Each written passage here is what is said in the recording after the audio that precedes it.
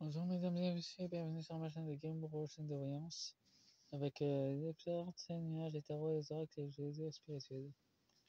Pour cette guidance, je vais la deuxième partie, guidance, tirage, Méonie contre Ursula, guerre spirituelle, UE versus Italie, souveraineté nationale. Avertisez mon casque pour le premier. Par contre, j'ai dû raccourcir un peu la première partie.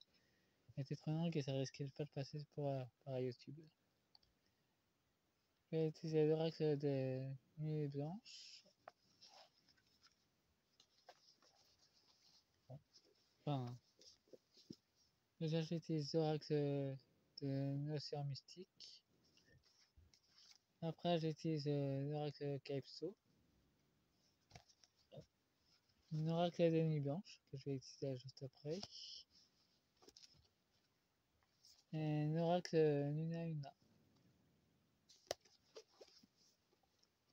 Pour ce tirage, il faut faire le contraire en voyant avec le premier tirage ce qui se cache les créatures qui les dirigent dans l'ombre.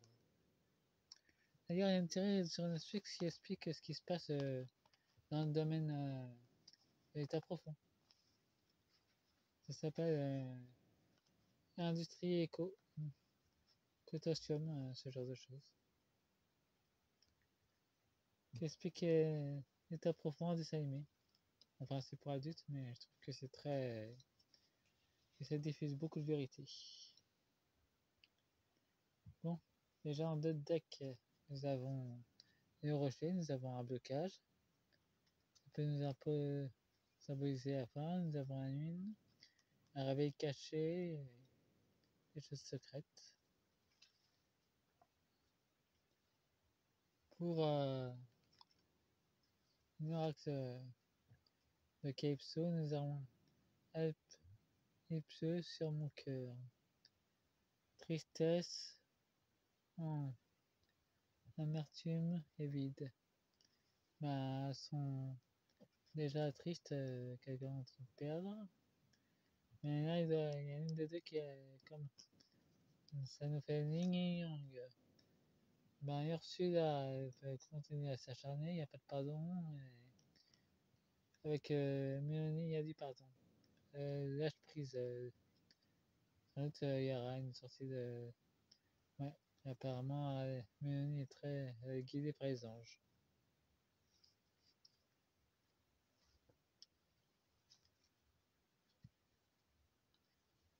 Enfin, elle préfère mieux changer de camp, apparemment. Et puis elle est dans nuit, elle est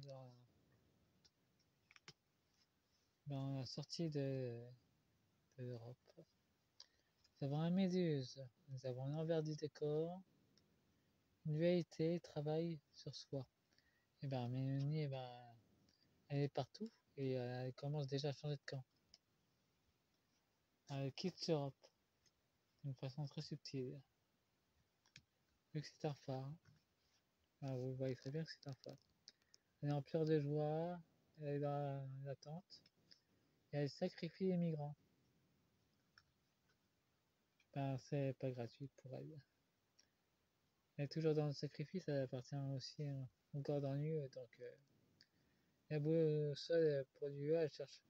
Ursula elle cherche son chemin, elle cherche ses festivités, elle fait des trucs en groupe et elle est très sensible à ce qui se passe sur la scène internationale. Nous avons Iceberg, il y a encore beaucoup de choses cachées chez Mélanie. Nous avons la vieille fée, Jésus en vie, avec du poison en plus. Je ne chercherai pas à empoisonner Ursula. En tout cas, il y a encore beaucoup de choses cachées chez Mélanie. Elle n'a pas encore tout dévoilé, mais en tout cas, elle a envie de empoisonner son adversaire. Bon, voyons voir avec. Nous avons un cachalot, une vérité qui va remonter, un événement inattendu qui va remonter des profondeurs. Nous avons une narval, un combat spirituel intense. Et nous avons le bonheur, joie, sourire.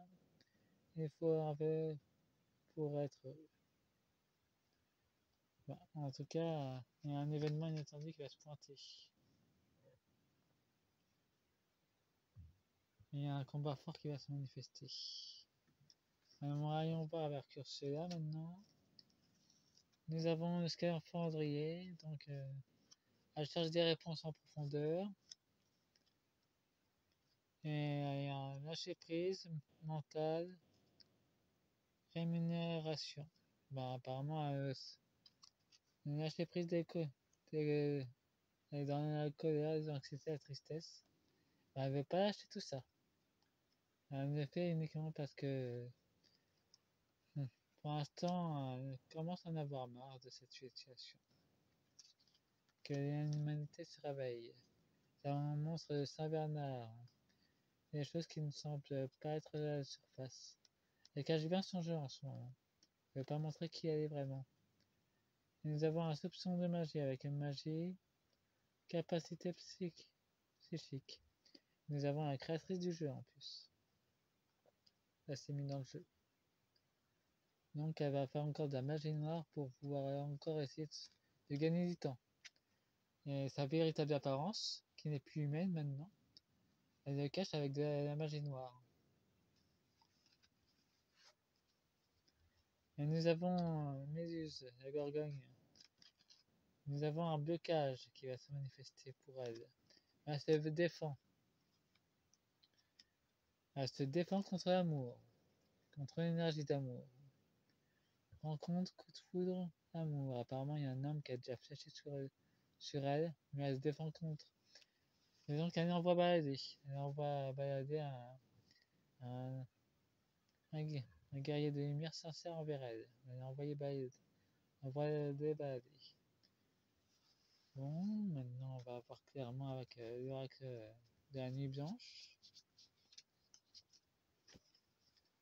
Avec Mélanie.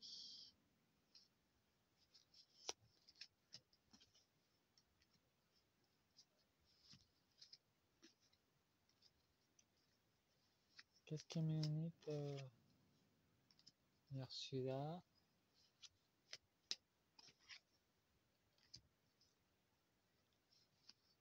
On aura. Je vais essayer de faire un cadre un peu différent. Et nous avons la bête sauvage. Et ben encore on peut dire qu'elles sont tous les deux agressives. Et Ursula c'est plutôt dans le côté bestial.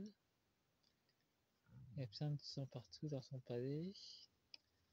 Et Mélanie est beaucoup plus dans la nature apparemment.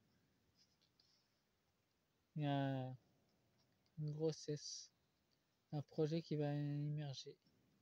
En tout cas, la 5e terre est en train de en pleine gestation. Il y a un enfant qui est une nouvelle génération d'enfants sont porteurs de grandes connaissances. C'est pour ça qu'ils veulent les anéantir.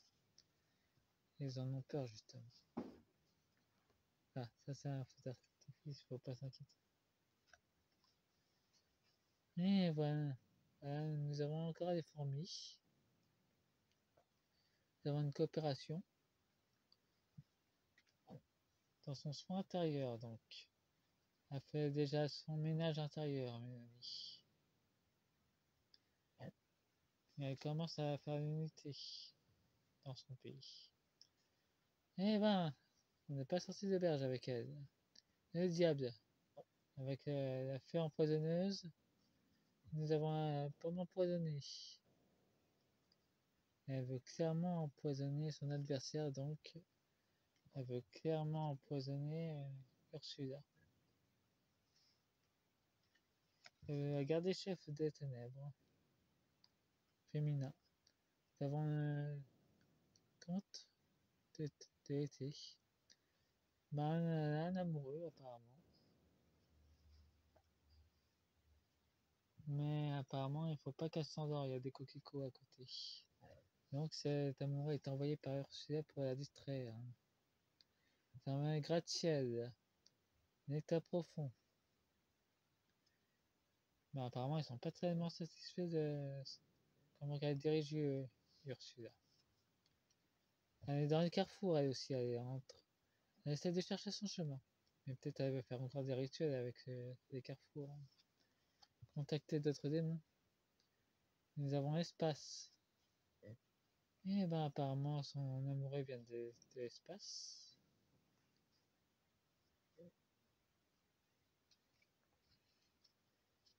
Il a envoyé balader. C'est un amour sincère.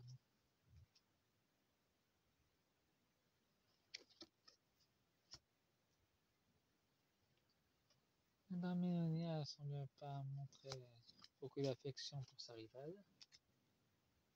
Elle va venir et elle va venir empoisonner.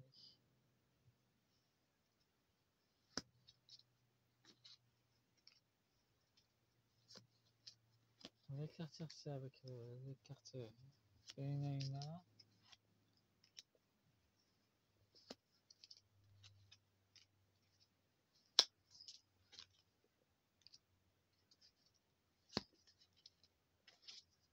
En tout cas, ça montre bien à quel point qu'elles sont pas vraiment amies ces deux-là.